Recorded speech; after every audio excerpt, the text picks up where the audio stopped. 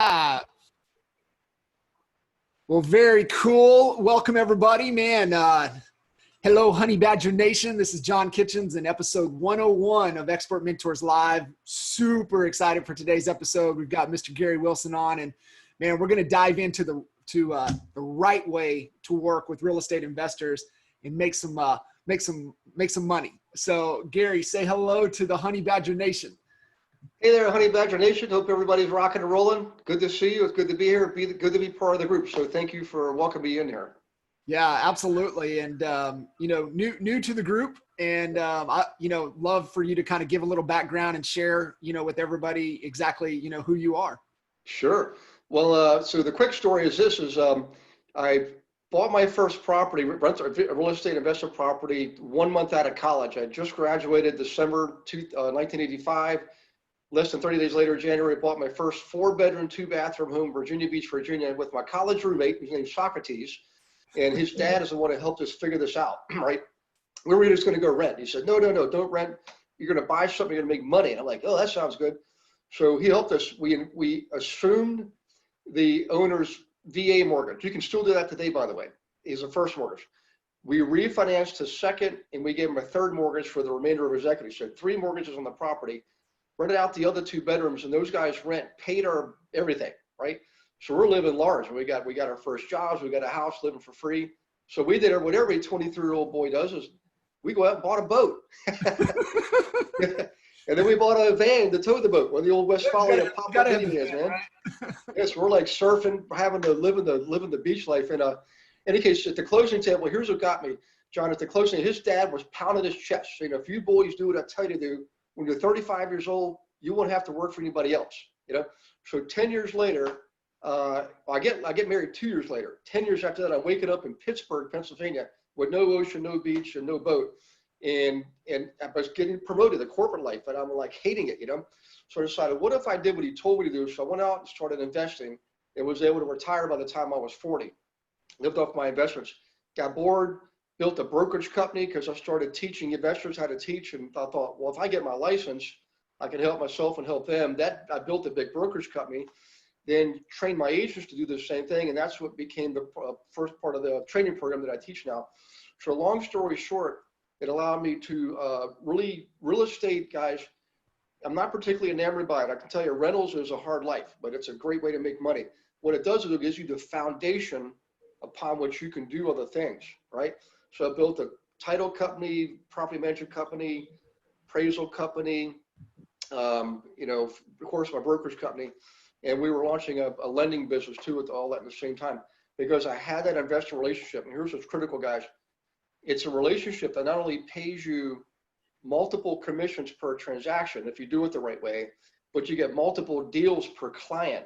I'm not saying go out and build a title company and all that, but if you have these other services, you can make other related income off that one relationship. And that's how I figured out how to go to think exponentially and not just think linearly. And I'm telling you, I know it's a cliche, but man, John, if I can do it, believe me, anybody can do it. I mean, grown up school lunch program, Goodwill close, 2.0 average, right? I mean, that's who I was, So if you just got a little bit of ambition and you're an entrepreneur, you got that entrepreneurial gene, the business gene flowing through your veins. This is the kind of stuff you can do when you have the investor clients, Yeah, and so I guess kind of kick us off on that, and really, where you would even think about starting that journey. Like, what's the first thing that you've got to get clear on if you do want to, decide to work with investors? Excellent question. So what I realized is I was a rebel. I wasn't like most agents. Most agents were in the residential world working with owner occupants. And I hear this all the time. Agents will say, well, those investors frustrate me. I don't know what they're doing. They're making these crazy offers, all this kind of stuff. And I'm like, well, you should just probably learn, because that's all.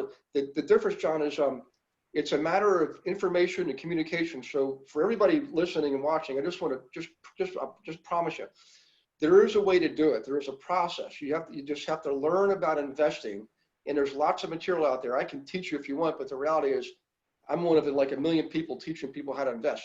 The key is, though, not just knowing how to invest. How do you know it's a good rental? How do you know it's a good flip? How do you find them? Okay.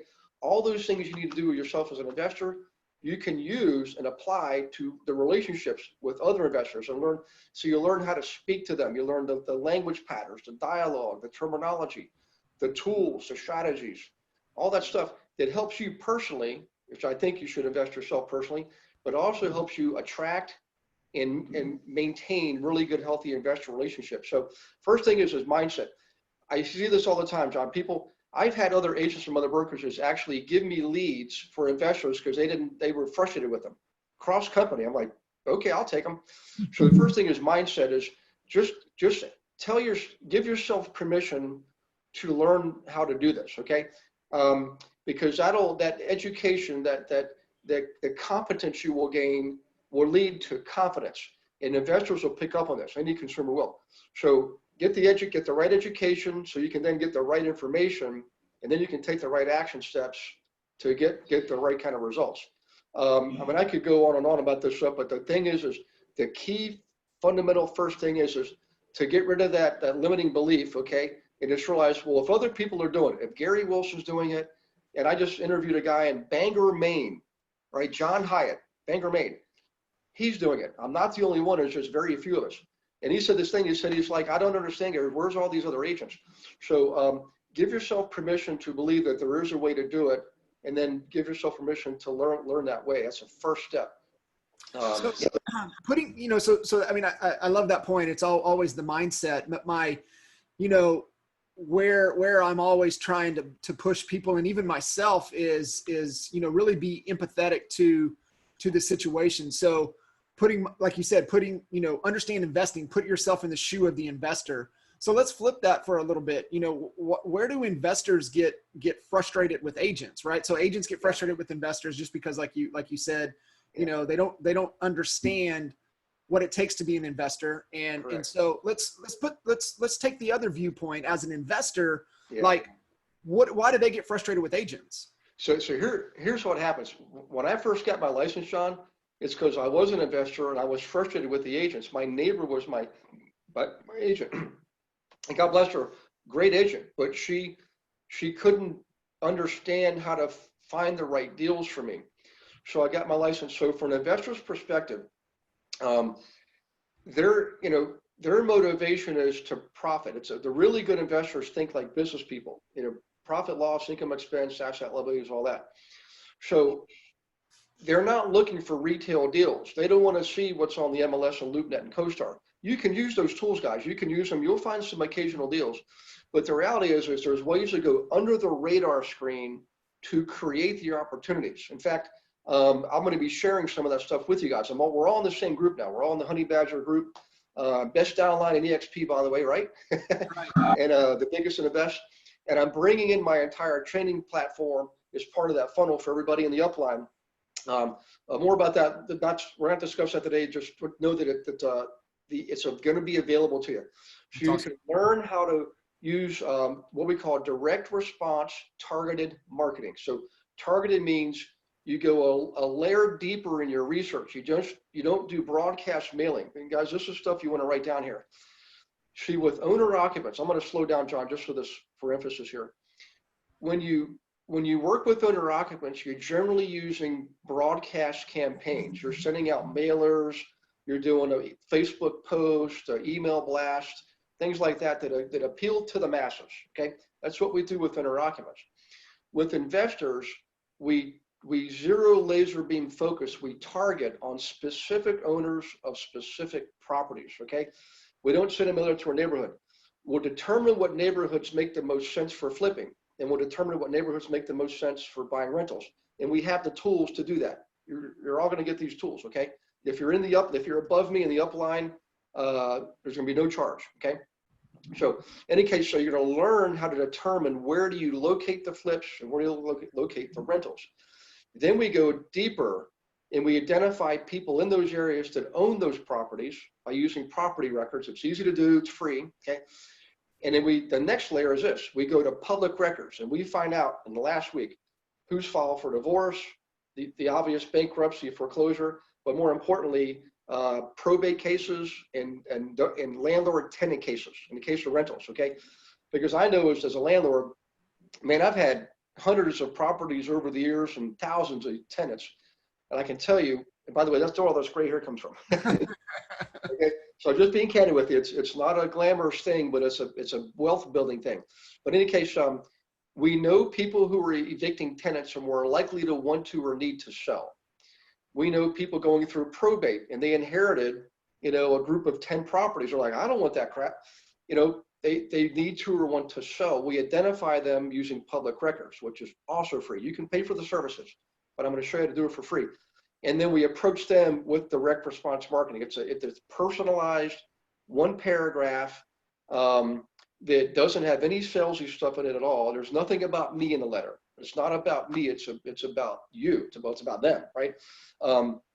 And there's some techniques in there, not just NLP, but what we call language patterns. So we box people in. It doesn't mean they're all going to say yes. What it means is they're more likely to pick up the phone and call you.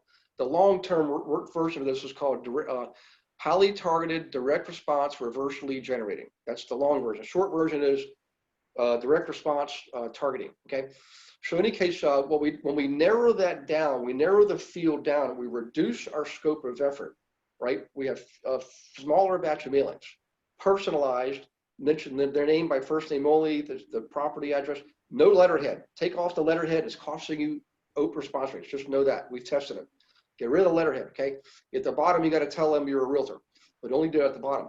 And then when we send that to them, we have a higher probability of response. So does that make sense? So reduce effort using data, driving up response rates by a smaller effort.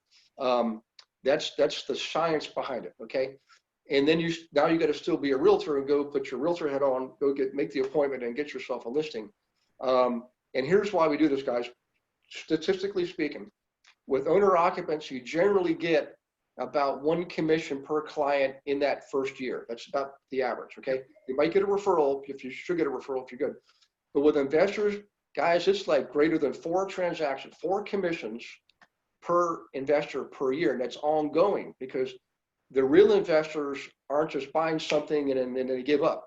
They're not accidental investors. They're intentionally building a portfolio. And I'm not talking about big commercial stuff. I'm just talking about singles, duplexes, triplexes, and fourplexes, and flipping. Okay. The other thing, we target them too. We target the right investors by vocation. We know for a fact dentists make awesome investors. Okay. Regular folks owning his or her own orthodontic practice make excellent investors. Right. So what did I do? I started going to the local investor meetings. The local dental group meetings. And you can do that as an agent. You don't have to be a dentist. You can be a vendor, go to the monthly meeting, have dinner with them. I did this with Cedric Farrell. I was out in San Diego last year. So I spend my odd number of years, the winters in California, the even number of years I spend the winters in Florida. So I'm out there for 5 or 6 months. And so I took Cedric Farrell's his name. I was in San Diego. He's in Orange County. I said, Cedric, let's go to the Orange County Chiropractors Association dinner. I bought the tickets, $80 total, took him to dinner, all the chiropractors. He walked away with 9 contacts from 1 2-hour dinner, okay? So this is the kind of stuff I'm talking about. Dentists make great investors. Firemen, policemen make awesome investors. Teachers make great investors. We know this based on decades of data. So in any case, we target them using another technique called a booklet. And how do we do it on time here? Oh, we're fantastic. We got plenty of time. We'll keep rolling. Oh my gosh, I need to slow down. Okay, so check this out, guys. Instead of sending somebody a bifold or a trifold or just a 1-page letter to attract the buyers, we create a booklet, and the booklet contains a cover page, of course, and we always start off with a language pattern. So in other words, on the cover page of the booklet, I'm going to at the very top say where the smart money is, and stop. Now think about this. For anybody watching, if I was in front of you right now in a group and we were together live, and I said where the smart money is, and stop, what question is being formulated inside your mind? Where's the money?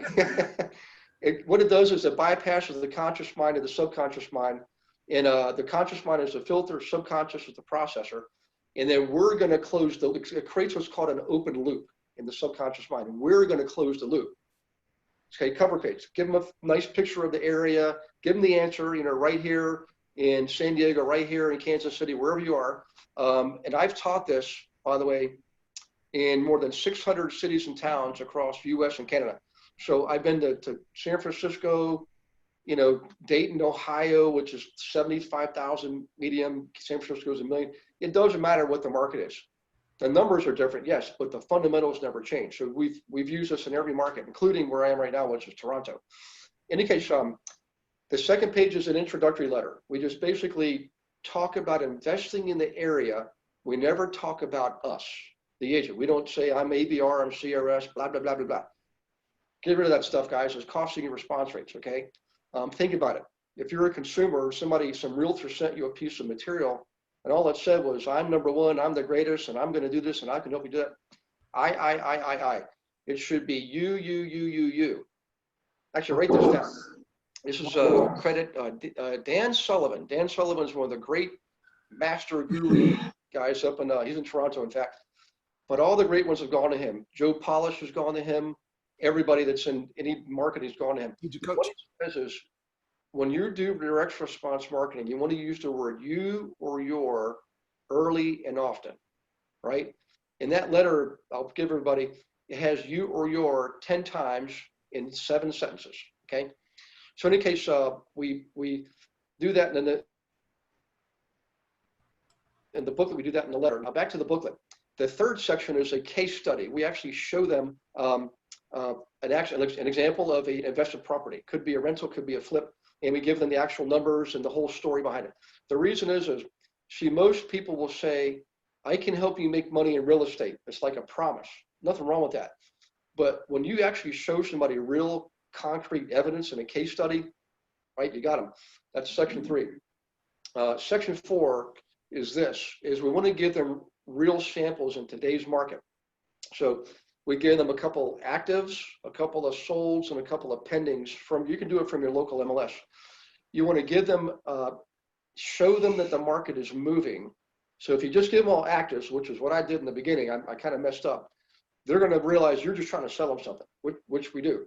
But if you come from contribution and you give them samples, active, sold, and pending, you'll get higher response rates, okay? So that's section 4. Section 5 is a tool. We want to give them a chart that allows them to compare all the properties side by side, income, expense, net operating income. And I think that right there, John, is probably the biggest factor in that booklet campaign. And the reason is they're comparing these properties side by side. And one of them is going to say, this made 8,000 NOI last year. This one made 10,000. Then one sticks out that made 15,000 net operating income last year. Which one is going to grab their attention? The one with the 15 grand. Right. And when they say, hey, Gary, I want one like that. Okay. What process just started inside their mind? When they see a property, so I want one like that, guys, what process just started inside their mind? Yeah. They're starting to, put themselves in that shoe, how can I get that money in my pocket? It is. They took the first step in the buying process. Yeah. No, that's, so what if somebody's just starting out, right? They haven't worked with investors and they don't have the case study or those examples. Like, what do you kind of recommend that needs to be in there? Sure. So when I work with, and this happens every month, I get a handful of new agents, brand new right out of the gate. And the first thing I do is interview them to figure out, well, where are they right now? Like, have they started their database? So the first thing I do with new agents, I always have them build the database first. Okay. And can I give them a real quick tip, John? Okay, so check this out, guys. I learned this like 20 some odd years ago from my first mentor. John Zinter was his name. And I came out of IT. I got a degree in computer science. I was writing operating systems. I worked at NASA first. I worked on the space shuttle program. So I'm like a computer dude, right? Then I get into banking, which got me more into people and money. And I love people and I love money. I shouldn't say that. I love people and I like money. In any case, I got my license because the more they promoted me, the more I really didn't like the corporate world. John, I learned real fast, man. I was not born to be sitting at a desk in a corporate office, Right. So I get my license, and I'm sitting in this room with all these agents, and he says, everybody get out your list and show me your 200 to 300 people. And I'm like, dude, I got 23. I know 23 people, right? And he took me aside after class. He said, look, I just want you to relax. I know you come from a technical background. You didn't get to be out on the side with people, stuff like that. But he said, I'm going to give you something that's going to let you get at least 200 people, if not 3. And here's the trick. You should write this down, guys. If you're new and you only think you know like 20 or 30 people, I can promise you know a lot more than that. Get out a phone book, okay? They still make them. Or just go online, go to Google white pages in your area. And here's the technique. You literally go through the names alphabetically. Do it one letter per day. The A's today, the B's tomorrow. And you're going through the last names: Abel, Ackerman, Alderman, whatever. And it's the purpose of this is not to remind you who you know in the phone book. You might know 1 or 2 people, but the purpose is to trigger what's called your recall function in your memory. Memory is another subconscious function, okay? And recall is like going into a file system. You got to figure out what you need. You got to start with the big file cabinet. Then you pull out the right drawer. Then you pull out the right file, and then you pull out the right page. So what happens is when you go through the phone book, what happens, you'll get to Ackerman. You're like, my gosh, I went to school with a guy named Ackerman. See, the recall, when people say I have a bad memory, what they're referring to is recall. The storage part of memory is 100% intact, unless you suffer some damage, but storage is 100% intact. You can recall anything you want in life if you try hard enough, okay? And here's one process to do it with names. So all of a sudden you realize, well, I know an Ackerman. You just write it down. Just write it down or type it in your computer, just to keep it. You don't want to say, I know an Ackerman, keep going. You got to write it down. Keep doing that through every letter, every name, every letter in the alphabet in the phone book. And I just did this with a guy named Willie Hayes in Sarasota last week. He ended up doing it a second time. So because he got to 200, and I did the same thing too. When I did, I thought, well, this stuff really works. It sounds like really totally nerdy and goofy, but man, it works. I did it a second time. I got it to 300 people. So John was right.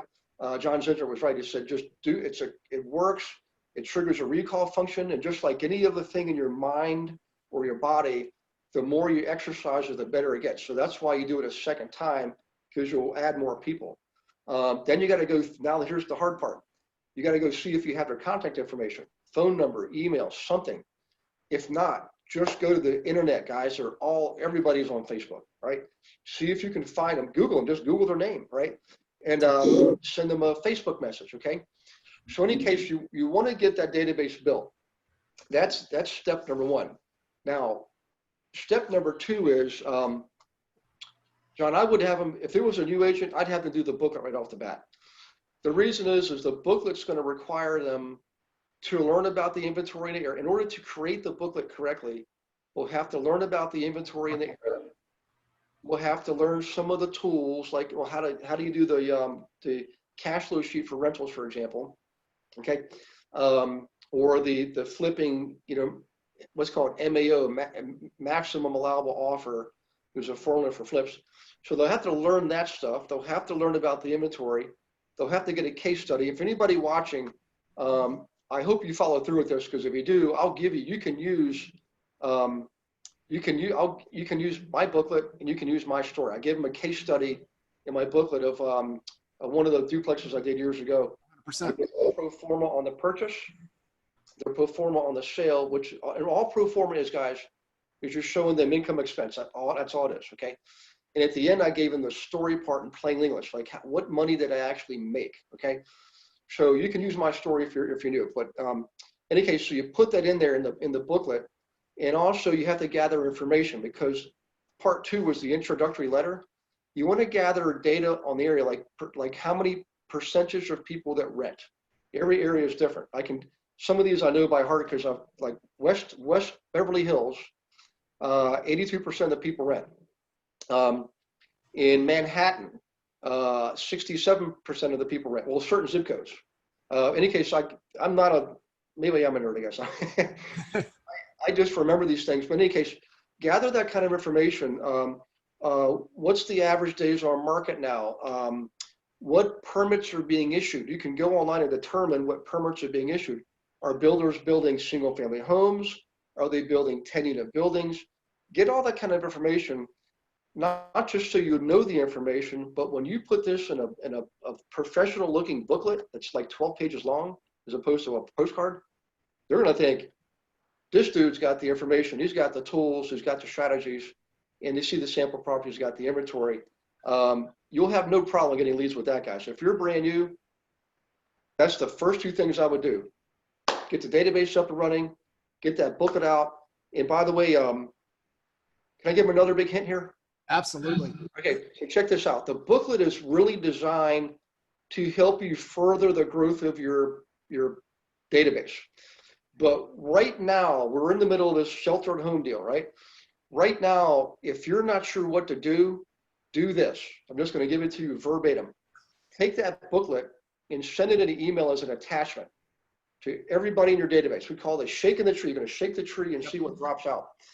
And in there, this is being recorded so you can play it back. I'll give you the script. Here's the script in the email. Dear so-and-so, it's always personal, by the way. First name only, name specific. Dear so-and-so, hi so-and-so, however people remember you, if it's hey, hi, whatever your thing is, do that. I'm trained to be a certified investor agent, and I created this booklet for other investors, people just like you or folks just like you. These are language patterns, so you want to kind of get this verbatim. Hey John, I haven't seen you for a while. I'm training to be a certified investor agent. I got this booklet I'm creating for other investors, right? Just folks just like you. Have you ever considered flipping a home or buying a rental? And by the way, would you please give me your feedback on this booklet? I really value your opinion. That block there, that block of words is packed with language patterns and NLP. So, for example, when you ask them to give you their opinion and you right away follow that with a compliment, I value your opinion, you evoke what's called reciprocation. Number one, you gave them something of value. You didn't just give them a postcard. You gave them real stuff, properties, spreadsheets, case studies, stuff they can use, okay? So reciprocation appeals to a person's conscience. They feel like they want to return the favor. And when you pay them a compliment, I value your opinion, right? You just elevated, in their mind, you're basically buttering the bread. You get more response by doing that. But here's another thing that people don't realize. I didn't know this either, John, until I studied marketing and language patterns and all that. I actually took psychology classes. Whenever you sandwich two sentences together, back to back, and they're both yes, no answers. In other words, when I say, hey, John, have you ever thought about flipping a home or buying a rental? You could say yes or you could say no. It's a yes, no answer. Well, the way this works is called transference. When you give them back to back, the subconscious mind remembers the processor. It doesn't have time to process the first question. It automatically tries to process the second question. And when you butter their bread, you said, I value your opinion, and you ask them a favor, would you please give me your opinion on this booklet? They're more likely to say yes, number one. And number two is that yes to the second question automatically gets applied as the answer to the first question. You ever seen that before? Yep. It's an amazing technique, guys. And what happens is, I'll give you the stats. So we've been doing this since the week of March 16th, when the world turned around. This is what we've been doing for every agent, veterans and you guys alike. The average response rate is 5%, okay, which is really good on a first-time marketing campaign. Now, you do this every month, right? But the first time out, 5% is the average we're getting. Of the 5%, about 10% of them are ready, willing, able now clients. They're like, hey, John, I didn't know you did it. I thought you just helped people buy and sell their own home. I've invested before. I know this is the time. Everybody knows this is the time to invest. Where do we start? What's next? That's your low-hanging fruit. Those are people you set an appointment with like that day. Don't wait. Timing is everything. When somebody responds to you, you email them, call them back, set that appointment.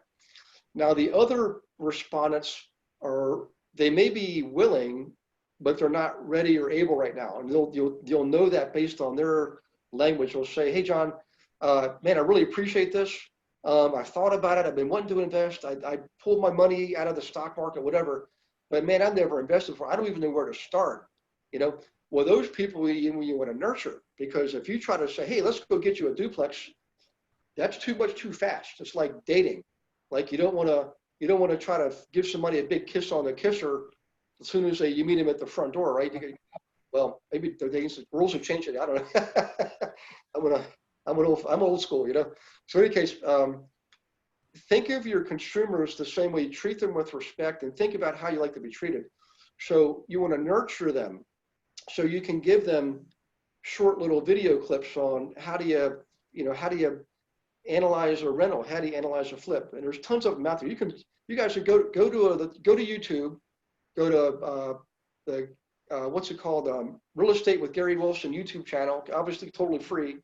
And there's playlists on flipping, playlists on rentals, playlists on wholesaling, playlists on property management. And for those of you who do the training, you're gonna get all of that to do your nurturing campaigns, okay? So you don't have to worry about what content to give them. You'll have the content. Right. It's amazing. Yeah, and now you're taking them, walking them through sequentially from where they are to where they want to be, which is actually buying a rental, but you did it in a nurturing way. That's what we call it, a nurturing campaign. That whole sequence I just gave you guys right there, for the last 6 or 7 weeks, that's been our moneymaker. I mean, I don't know how else to tell you. It's just, if you're an ambitious person, just do it. I mean, what have you got to lose? And if you don't do it, you're no further ahead today than you were yesterday. If you do it, chances are Willie Hayes, the guy in Sarasota, he had 90 people at the point he did his first booklet, 90 people. He got 3 clients out of that deal, okay? Any case, so, and he's brand new, he's an action taker, great student. So any case, I would say your database, booklet, and then when you have people saying, hey, yes, I want to do this, then you got to go get inventory, which is a whole nother marketing campaign. And I can touch on that too. We kind of touched on it earlier, but that 3-step, it's basically 1, 2, 3, database, booklet, letter, in pretty fast sequence. Because when you do the booklet to your database, it's instant. I mean, you send it out tonight, you get responses over the next 24 hours. And the ones that are ready, willing, able now, you got to be willing to go get some inventory. So you use a letter campaign to do that. And I should probably touch on something here. I know I'm making it sound easy because I'm talking fast, and I get it. We have an hour to do the class here, but just know this: success does leave clues, right? And people are willing to share. You, Jay, Michael, awesome example where you get in the downline, you hardly have to spend any money, and you get all the training, right? You just have to reach up your hand and ask for help. It's one of the most important lessons in life.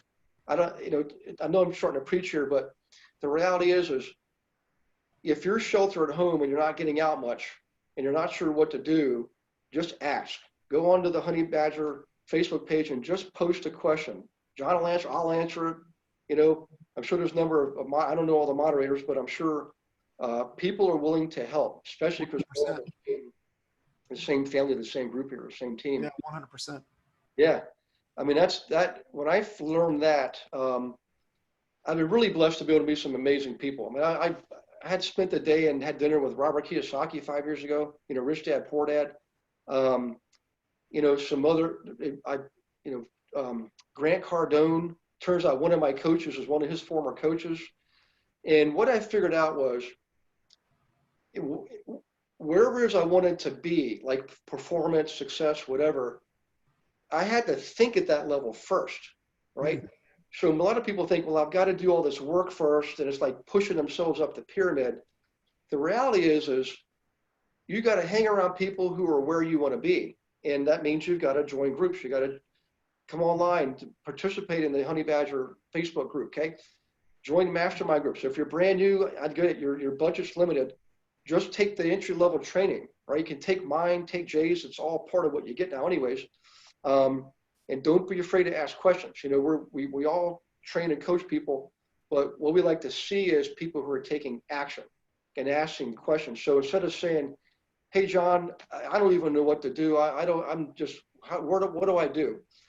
it's hard for us to know without having more information. So, but if you came to John or you came to me and you said, hey, Gary, I tried X, I got Y, and I thought I would get Z. Can you help me figure out what happened there? See, that's something we can use, right? That's a good, Right. good thought out question. Now we can rely on our years of experience to help you fill in the gaps. So, and I'm saying this because I remember what it was like to be you and feel like, why would they talk to me? They're busy, they're successful. Here I am sitting here in this corner, right? And when I started participating and going to the group meetings and going to lunch and stuff like that, I realized there's actually some pretty nice people out there that are willing to help. So, I've met Jay, spoken to Jay a number of times now. He's the same way, I'm telling you, you guys all know this, right? You can schedule a call and he'll spend time with you. It's pretty amazing. Anytime. Yeah. Anytime. So, Gary, let's kind of hone in a little bit, give everybody a little bit of context around, hey, I've got this doctor, or I've got, some potential really investors. What are the questions? What do you want to get clear on? I know you probably have a whole sheet of questions, but what are you trying to help them get clear on, if they're wanting to get into being an investor, or even, let's shift it. I mean, both, right? A seasoned investor, what information as an agent do we need to gather to help them? Because, in my experience working with investors is that, the more, like you said, information and bringing deals, putting deals in front of them, as an investor, I can go find my own deals. Where I need your value is bringing deals to us. So we have somebody, they've raised their hand. They're like, man, I'm Gary, you're my guy. Let's do this. What information as an agent do we need to know? Sure. That's an awesome question. So what I'll do is I'm going to do a two-part answer. Part one is the screening process actually begins with your marketing. For all the agents out there, if you've been frustrated with investors, it's really not the investor. It's not even you. It's the marketing. So write this down. Great lesson in life. The transactions you're working on and the clients you're working with are a direct result of the marketing you're doing or the lack thereof. Okay. So in other words, the marketing we're doing, we're pre-selecting the audience. So we know that surgeons are very difficult to work with. I'm not knocking surgeons, just there's so much demand on their time. We're low on the totem pole. We realize over the years, chiropractors, dentists, firemen, policemen, pilots, teachers, military are the ones that were the most prolific investors. So we learn to target our marketing towards them, number one. Now when we get responses, we already know we've let the marketing do level one of screening for us. Now level two is this. So they respond to you, okay? You're going to get a phone call, email, something like that. You want to follow up right away, okay? And when you follow up, here's the pattern here. And please write this down, guys. I know I'm teaching and preaching, but this is I've taught over 24,000 agents. So it's just, I've got it kind of down to a routine now. Here's what it is. Always build rapport first. So you get on the phone, you hear a dog barking in the background, ask them, oh, cool, what kind of dog you have? Or you hear kids in the background running through the house. Awesome, they heading off to soccer practice, whatever. Build rapport first. And John, I learned this also. Building rapport is not a one-time thing. Even if you have clients you work with on a regular basis, if it's been a couple of days or a couple of weeks, as soon as you pick up the phone or they pick up the phone, rebuild rapport instantly. It only takes a few seconds. Hey, John, how'd it go with the dinner or picnic the other day? Whatever, right? Rebuild rapport or build rapport first thing. Second thing is this is, so you got the booklet. That's cool. Is there anything in the booklet in particular that stuck out in your mind? Okay. And they might say, well, I like that calculator you gave me. I like the spreadsheet, or I like the case study. But more often than not, they're going to say, you know what? I really like that property on page 3. Is it possible for me to get something like that? I'm like, in the background, I'm going like this. Yeah. Because I got a client. It's almost a guaranteed sure thing. So what you do is just say, okay, we can definitely work together. This is what I do. I'm a professional investor agent, right? I focus my business on this. In order for us to work together, I do have a process. And here's how this works. Number one is I do need to pre-qualify it, not a financial qualification like you get at a bank, but just pre-qualify now, because when I go to find you deals, John, the first question you're going to ask me is, have I screened you and vetted you and qualified you? And I got to be honest about it. I can't make the stuff up. I got to say, yes, I have. Because if I didn't, and I make it up, and it turns out later on, if the deal's not going to work, I could be in trouble. We don't want to waste your time and my time. So would you mind I ask your first questions? The first of which is this: what do you currently have in savings now? Okay. And I know I just ratcheted up that tension bar, right? But there's reasons for this. All right. Number one is, we didn't ask them how much money do they have. That would be offensive. What we said was, what do you currently have in savings? It's implying that they actually have savings, number one. When you do that, number two is they're more likely to answer, and they might give you a round figure. Well, I got maybe 10 grand I can play with, something like that.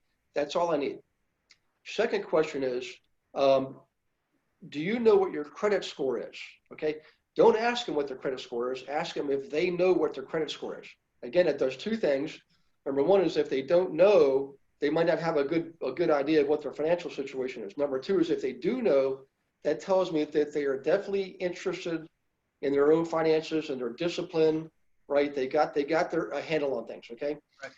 Then the third question is this: do you have an available line of credit? Remember, I didn't ask how much is in your line of credit. I said, do you have an available line of credit? Available means it's not only there, but it has money available on it, okay? So it tells me two things. Number one, some other lender thought highly enough of this prospect that they would give them an open line of credit. Number one. Number two is, there's available funds on it, so they're disciplined. And me, the agent, knows they've got cash, they've got available line of credit, they can stroke a check to make a down payment when it comes time to it, right? So, by the way, I'm going to keep going with this, because this is one of the most critical topics in this business with investors. And when you master this, like in a training, it's literally, we script it, we practice it, we role play it. It takes about a month to nail this, by the way. So in any case, we've now got the pre-qualification questions answered. If they have 2 out of the 3 are affirmative, I'll keep going with them. If they only have like a good credit score but no cash or no credit, I might say something like, well, I'll tell you what, let's help you get some more information right now, some more tools under your belt, and help you prepare for the time when you're ready to buy a property, okay? And you nurture them. But the ones that have cash and credit, or a good credit score and some credit, 2 of the 3, I'm ready to move forward. What I'll do is I'll just say, great, this is awesome. I think I've got everything I need. Let's do this. Would you please email me with a recap of our conversation in your own words? This is another tension ratcheting up the tension. What it does is allows me to get what's called a commitment from them, okay? So everybody, please write this down. Here's what you need to have a client. You need engagement. They're willing to engage with you and speak with you. Commitment, which means they're willing to take one small instruction you gave them. In other words, would you please send me an email recap of our conversation in your words, okay? And number 3 is, if they actually send you the email, it demonstrated they're willing to take action. We got engagement, commitment, and action. And they demonstrate that in your interaction with them. Now, for those of you who are thinking, my gosh, what if they question me? Why am I not sending them the email recapping the conversation? Why am I making them do the work? It's because 2 reasons. Number 1 is, you do want to make sure your understanding matches their understanding. It doesn't make sense for you to tell them what you think. What matters is you understand what they think, okay? And smart people will get this. Yep. And the other thing is too, is when they respond, I know I've got a client. I've got somebody who's following my instructions. They'll do what I suggest. Serious. Everything you do has got to be legit, by the way. But any case, now here's what I do here. For those of you who are always scared of getting buyer's agency commitments or agreements, this is what I do. I email them back. And this is all like lightning quick. I mean, this is not over a week. When they call you because they got your booklet and they want to talk, rapid fire, get it going fast. Time is your worst enemy. You gotta get it going fast, okay? Or your best friend, by the way. So in any case, I'll email them back and say, awesome. I think we're in sync with each other. Please sign this agency agreement document with me. And you can give them whatever 3 minutes if you want. We now are evolving from a consumer relationship where I can serve you and many others to a client relationship where I go to work specifically for you. And not only that, I keep your information confidential by law. I wouldn't share it anyways, but it's a legal contract. I'm obligated.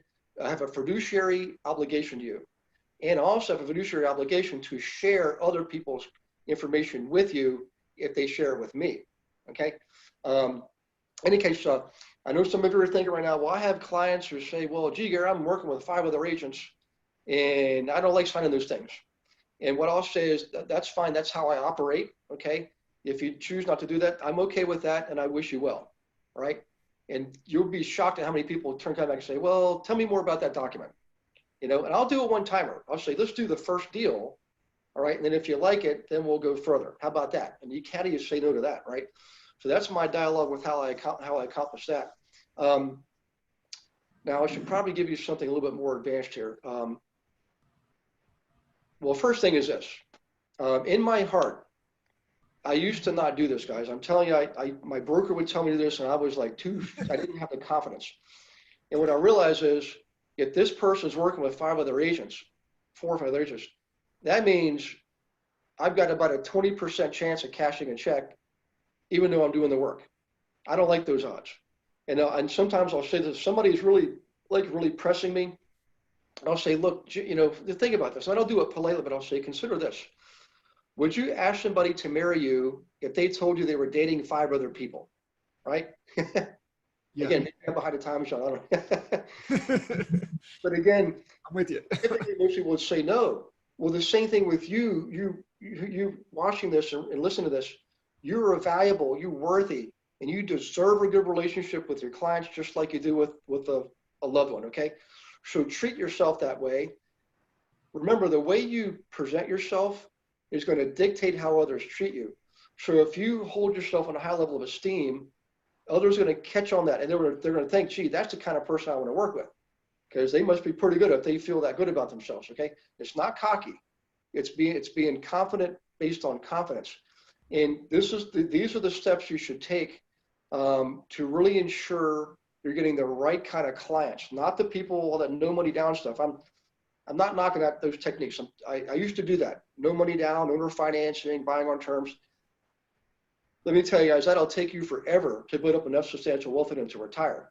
The investors that we're talking about here, generally professionals, often business owners, and they look through in business eyes at these investment properties. They understand the business component of it. And when you speak in business terms, if you learn to do this, you've got an instant connection with them. And you've got a more valuable, respectful relationship, mutual respect. And what this does is it puts you in control. So let me just paint this picture for you. See, most other agents, right? Let them keep doing what they're doing. Because what happens is the investor becomes the bus driver and you're at their mercy. They tell you what to do, when to do it, and you can answer the phone all hours of the night. That's not the way to operate. When you do it this way, it puts you in the driver's seat. You're in the driver's seat of the bus. And your ready, willing, and able now clients are the ones sitting right around you. They get the most direct contact with you because that's where you're going to make your money. We call that the money circle. Okay, inside their money. That's a great point. That I hope everybody kind of caught that, because that's where I see a lot of agents get frustrated because they are at the mercy of that investor and they're dropping everything and running out the door at that investor's beck and call. So how you position that for everybody, that's really important that you guys get this. Yeah. And what's really neat is we do bus tours, by the way, too. If anybody's interested, that's like, I think level 3 or level 4 marketing. I think it's level 4. When you do that, guys, I mean, you're going out on a Saturday with a bus full of maybe 15, 20 clients, already screened and qualified, with a lender, an inspector, and an appraiser, okay? Least inspector and lender.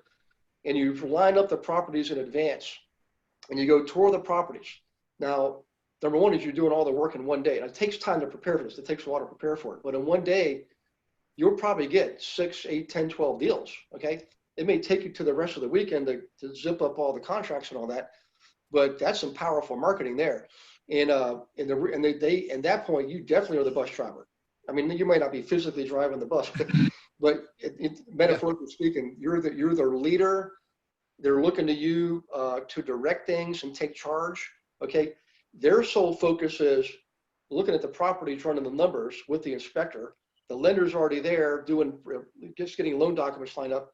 It's like rapid fire. So when I learned to do that technique, man, we do it in the fall and the spring, 3 months in the fall, 3 months in the spring, once per month. So it's 6 times a year we do the bus tour, and you could probably live off of that income. So let me ask you this question. And how important is it for you to be a little more strategic in the examples, the case studies, the price points? I see a lot of agents that get sucked into the slumlords that are looking for $40,000-$50,000 deals that pay a 3% commission. I mean, there's no money there. So how important is it as an agent to be really intentional with the properties? It's extremely important. In fact, that's one of the keys. So, and by the way, guys, if you're doing that, I used to do that too. That's how I got started. I was working with all the no money down guys because that's what I was doing. And what happened is God gave me some investors eventually who were not doing that. And they were buying better properties. I mean, not luxury, but solid C grade, right? C plus, C minus. Strategically placed near hospitals. Actually, this is stuff to write down. So strategically placed around hospitals, universities, colleges, even military bases, things like that. So they were in stable areas, not luxury, but C plus, C minus, where you had a renter base that were, a lot of blue collar, some white collar, but essentially good, decent, hardworking folks, okay? And they just choose to rent. Now, what I learned was when they did that, they had less headaches and problems, number one.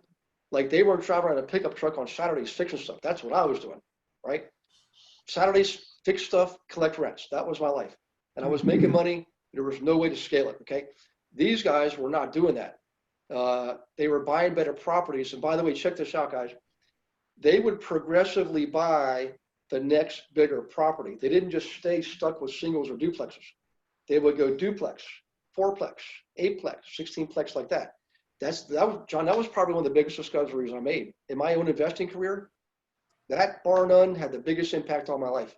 I got out of the crappy stuff, the no money down, $40,000 junkers, started buying the better properties for myself, right? I was much healthier, much less anxiety. And I know some of you might be thinking, well, how do you make money? Because it costs more money. And that's true. But these guys, and me too, were actually putting money down. We weren't doing all that financing 100% stuff. We would put down 20%, 25%, sometimes all cash, right? And then later on, we were refinanced. But the point is, we start off with equity and cash flow. We start off with the better properties, and over time, those values go up more, right? It's like a curve because of the increased, the more frequent and greater rent increases because they're better properties, and the valuations increase more because of that in the areas. And that one thing right there, John, that's not even part of this class for today, but that's probably one of the most important things I could ever teach anybody about investing or working with investors. And the way you do that, like John, you just hit the nail on the head, is you have to be intentional with your marketing. Remember, guys, I said your marketing is determining the transactions you're getting and the people you're working with. So customize your marketing to only attract the people who buy those kind of properties and the type of properties you want to sell. By the way, think long term, because at some point they're going to ask you, hey, can you manage this thing for me? Now, in the beginning, I would say, don't do that. That's a whole different business world. I do it now, right? I built the property management company, and in my third year, it actually outperformed my brokerage company, which is crazy. But the point is you can do that. Yet different. Let's tell you one thing. We'll move on. With property management, with most brokerages, you can't do it underneath the broker's umbrella. They might let you, but in most cases are not. You got to set up a separate company, separate LLC, separate tax ID, separate E&O policy, separate broker of record, complete. Separate business. It's it, man. Separate business. And when you do that, you're okay. You can do that. But in the beginning, build up some commissions first, guys. Get some clients coming in. Get the good clients I'm talking about here. make yourself feel better. You have, let's face it, if you got more money coming in and you got more knowledge, wouldn't you feel a whole lot better? Yeah. Right? Yeah. So do that. And you can do that when your marketing is intentionally focusing on those specific properties and the specific types of buyers. And by the way, when you do that, guess what else you get? You get a lot more double lenders. You don't just get the listing side or the buyer side. When you control the listing side and you control the buyer side, this is what we do in commercial real estate. We always go for both sides and other things too, like fee contracts and things like that. In many cases, that being intentional. So if you look at really successful investor agents, they do have a game plan just for investors. They have one for owner occupants and one for investors. And within that game plan, they have specific intentional marketing strategies designed to attract the good investors and repel the everyone else. Okay. Yeah. I love it. That's so awesome. You know, I mean, I could sit here with you all day. So as we're wrapping up here at the end of the hour here for everybody, I know you wanted to give folks give away some stuff, how they can, you know, get more in touch with you. And I know we're going to do things together, you know, in the future as well. So being able to incorporate back to the Honey Badger Nation and beyond, but just kind of share, you know, where people can go to, you know, some of the giveaway stuff that you're wanting to put in their hands, and then also the best way to reach out to you. Well, what I thought I would do is I could send them, John, in Facebook. Can I upload some files and documents and stuff like that? Yeah, we can. Absolutely. We can load it in there. And then I think I've got the live broadcast feeding into the Facebook group right now. Okay. So if you want to just whatever link you want to put in on that post, then they can grab it. Okay. You know what I do? How about if we do this? So let me go here. Let me get out of this. So I'm on the Facebook page now. Honey Badger Nation, powered by XP Realty. Let me just hit the enter key to refresh it. I can give them a free report. Okay. Like 7 reasons to work with investors, but more importantly, what I can do is I can send to you, John, or if I can't figure out how to upload these documents, why don't I just give them like the content for the booklet campaign? That would be priceless. Yeah, just to get them started. Okay. And then also what I can do is, like I got classes every week I'm teaching. So there's a class next week on the 13th. Let me just look at this real quick. And what I can do is I can invite everybody. It's a Honey Badger, invite them for free. It's the 13th at 1 p.m. Eastern. Yeah, that's 1 p.m. Eastern on the 13th. I can put the link in there. Register, just a Zoom link, right? Yep. Anybody can register for that. And I just have to be mindful there's other non Honey Badger people on it, and that's okay. I mean, our philosophy is we share just right. We share with the world, and if they like us, they'll come on board.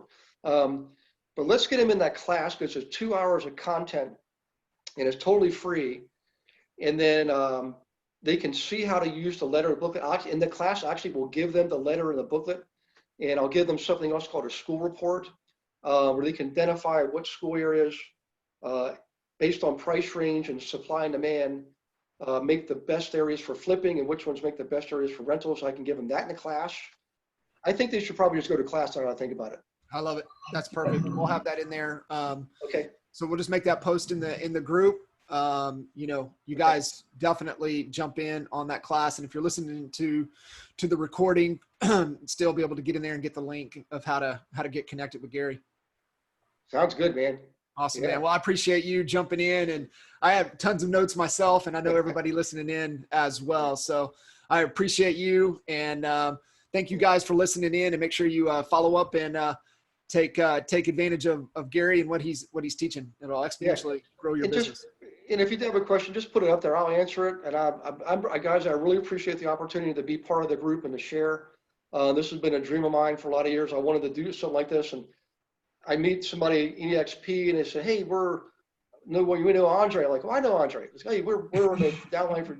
Ken Reese says, "Hey, I know those guys too. We used to be in the same mastermind group together."